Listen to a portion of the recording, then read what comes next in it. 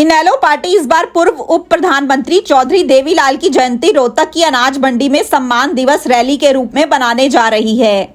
इस रैली को सफल बनाने के लिए इनेलो सुप्रीमो अभय चौटाला, पार्टी विधायक और अन्य नेता दिन रात जुटे हुए हैं। हरियाणा विधानसभा चुनाव के बाद इनेलो अपनी ताकत का प्रदर्शन करना चाहती है। जिस तरह जेजेपी चुनाव के बाद पूरी तरह हाशिए पर चली गई और उसका एक भी विधायक नहीं बन पाया, वहीं कांग्रेस भी सत्ता में नहीं लौट सकी। ऐसे में इनेलो की नजर इस बार कांग्रेस और जेजेपी दोनों पार्टियों पर है, खासकर जाट समुदाय के वोट बैंक पर। अभय चौटाला खुद रोहतक, झज्जर और सोनीपत में मोर्चा संभाले हुए हैं। आज गोहाना पहुंचे अभय चौटाला ने 25 सितंबर को होने वाली सम्मान दिवस रैली के लिए लोगों को निमंत्रण दिया। इस दौरान उन्होंने एक जिला पार्षद और उसके समर्थकों को पार्टी में शामिल करवाया।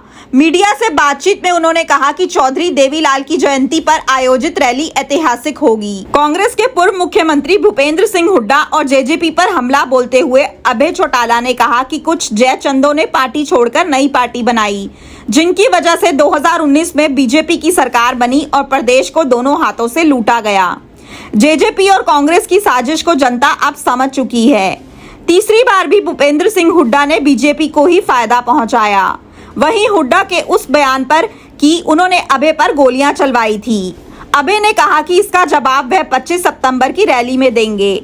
अभय चौटाला ने दावा किया कि प्रदेश के 90 विधानसभा क्षेत्रों का वह दौरा कर चुके हैं और जो लोग उन्हें छोड़कर जेजेपी में गए थे, जिनमें से 99% वापस आ चुके हैं। उन्होंने कहा कि 25 सितंबर को शेष लोग भी लौट आएंगे। जीएसटी सुधारों पर उन्होंने कहा कि पहले वही लोग टैक्स लगाकर जनता को लूटते थे और अब राहत की बातें करते हैं। लगातार पिछले 16 तारीख से मैंने पूरे प्रदेश के कार्यक्रम बनाए और 16 तारीख से लेकर के अब तक मैंने 90 के 90 विधानसभा क्षेत्र किए। जिस विधानसभा क्षेत्र का कार्यक्रम रखा कार्यकर्ताओं का, वहां बड़ी संख्या में बीजेपी, जेजेपी और कांग्रेस छोड़ करके लोगों ने इंडियन नेशनल लोकदल पार्टी को ज्वाइन किया। और पिछले 5-6 रोज से मैं रोहतक में हूँ। रोजाना 10-10, 12-12 गांव में गया हूँ। लोगों का गांव के गांव जो है ज्वाइन कर रहे हैं, चौधरी देवीलाल की नीतियों में फिर से विश्वास व्यक्त कर रहे हैं। अब लोगों को 2 चीजों की असलियत का पता लग गया। एक तो बीजेपी की जो 19 में जो सरकार बनी 2019 में, वो सरकार ऐसे लोगों ने बनवाई थी जो नारा तो ये लगाते थे कि हम 75 पार कर देंगे, तो चौधरी देवीलाल की नीतियों को आगे बढ़ाने की बात करते हैं। लोगों के साथ विश्वासघात किया, लोगों को कहीं ना कहीं धोखे में रखा, बरगलाया। उस 5 वर्ष के राज में प्रदेश को दोनों हाथों से लूटने का काम किया। जितना भी हमारा साथी जो जेजेपी में गया था, आज मेरे ख्याल 99% वापसी कर चुका है और 25 तारीख तक मुझे उम्मीद है कि 100 का 100% घर वापसी कर जाएगा। ये जननायक जनता पार्टी नहीं थी कि चंद लोगों ने जयचंदों की एक पार्टी बनाई, इसलिए आज उनको साफ कर दिया पूर्ण रूप से। वो तो साफ हो गए।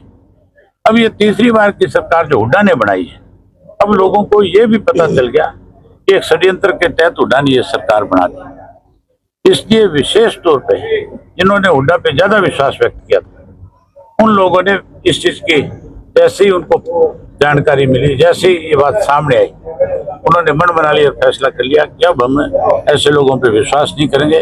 हम नए सिरे से चौधरी देवीलाल की नीतियों को आगे बढ़ाएंगे और भाजपा को सत्ता से पार करेंगे। अभी सरकार के 4 साल बाकी है, भारी 4 साल से संख्या में पूरे हरियाणा में इन पार्टी में ज्वाइनिंग हो रही है। 4 साल का मतलब ये नहीं है कि सरकार जिसकी होगी लोग उसके साथ हैं। इस सरकार से हर वर्ग के लोग परेशान हैं, चाहे किसान है, मजदूर है, व्यापारी है, कर्मचारी है, पढ़ा लिखा नौजवान है। आज कानून व्यवस्था है नहीं प्रदेश में। आज तो बदमाशों का राज है। बदमाश धमकियां देते हैं, पुलिस मुक्त दर्शक होकर के देखती है। मुख्यमंत्री कहता है मैं बदमाशों को हरियाणा से भगा दूंगा, और वही बदमाश मुख्यमंत्री के नाक के नीचे फिर लोगों को धमकियां देकर के पैसे वसूलते हैं। जीएसटी को लेकर कुछ समिति बना रही है बीजेपी, जो जीएसटी में बदलाव हुआ है उसको लेके कुछ उत्सव की तरह बीजेपी मना रही है। पहले तुम्हें लूट लिया, अब उत्सव मना रहे हैं। अगर जीएसटी में बदलाव करना था तो जिन लोगों के ऊपर 28% जीएसटी के तहत बोझ लगा उनका बस 10% पैसा वापस करो। तो करना चाहिए कि नहीं करना चाहिए? रैली को लेके पहले लूटते हैं और फिर उन्हीं लोगों को लूट करके कहते हमने आपको राहत दे दी। भूपेंद्र हुड्डा कह रहे हैं कि किसानों पर गोलियां चली थी, वो भी लोगों को याद है। हमें तो सारी चीज याद है। इसका जवाब मैं 25 तारीख को हुड्डा को दे दूंगा। तू ना फिक्र कर इस बात की। ज्यादा आज कांग्रेस से ज्यादा लोग जो छोड़कर इनेलो में शामिल हो रहे हैं, कांग्रेस से काफी संख्या। बहुत बड़ी संख्या में कांग्रेस से जो है इंडियन नेशनल लोकदल पार्टी में शामिल हुए। अभी आगे 2-3 दिन और पड़े, आप देखना। और मैं कहता हूँ 2-3 दिन नहीं, अभी तो ये शुरुआत है। अभी ऐसी हालत हो जाएगी कि हुड्डा रोहतक छोड़ करके दिल्ली जाके बैठे। ठीक है। अपने शहर की हर ताज़ा खबर के लिए हमारे चैनल SNA न्यूज को सब्सक्राइब करें, लाइक करें, कमेंट करें व शेयर करें। बेल आइकन दबाना ना भूलें। हमारे अन्य सोशल मीडिया प्लेटफॉर्म्स पर भी हमें फॉलो करें।